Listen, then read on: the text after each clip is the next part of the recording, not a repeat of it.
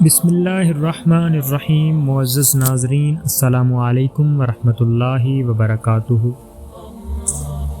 حضرت عبداللہ بن عوف رضی اللہ تعالی عنہ روایت کرتے ہیں کہ ایک شخص نے جناب نبی کریم صلی اللہ علیہ وآلہ وسلم کی خدمت میں حاضر ہو کر عرض کیا، یا رسول اللہ صلی اللہ علیہ وآلہ وسلم، ایک نوجوان شخص وقت نزاع کے عالم میں ہے، اس کو کلمہ طیبہ تلقین کیا جاتا ہے لیکن اس کے منہ سے یہ کلمہ ادا نہیں ہو رہا۔ آپ صلی اللہ علیہ وآلہ وسلم نے دریافت فرمایا کہ کیا وہ شخص اس کلمہ کو اپنی زندگی میں نہیں کہتا تھا؟ لوگوں نے عرض کیا، وہ برابر کلمہ گو رہا ہے۔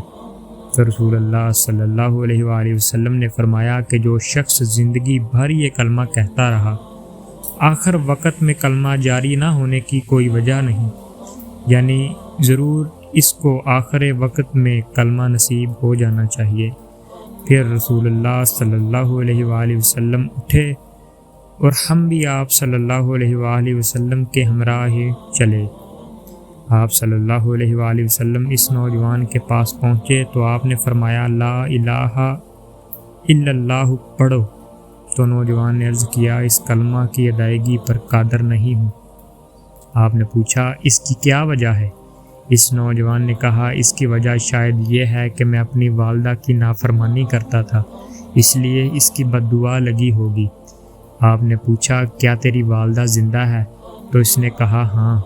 آپ صلی اللہ علیہ وآلہ وسلم نے آدمی بھیج کر اس نوجوان کی والدہ کو بلایا۔ جب وہ خاتون دربار نبوی صلی اللہ علیہ وآلہ وسلم میں حاضر ہوئی تو آپ صلی اللہ علیہ وآلہ وسلم نے اس خاتون سے پوچھا، کیا یہ تیرا بیٹا ہے؟ تو اس خاتون نے کہا، ہاں۔ تو آپ صلی اللہ علیہ وآلہ وسلم نے فرمایا، اگر آگ دہکائی جائے اور یہ کہا جائے تو اس بیٹے کی سفارش نہ کرے گی تو تیرے بیٹے کو آگ میں ڈال دیا جائے گا۔ تو اس خاتون نے کہا، اس وقت میں ضرور اس کی سفارش کروں گی۔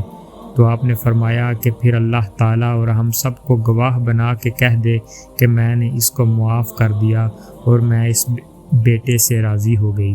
چنانچہ ماں نے رضامندی کا اظہار کیا۔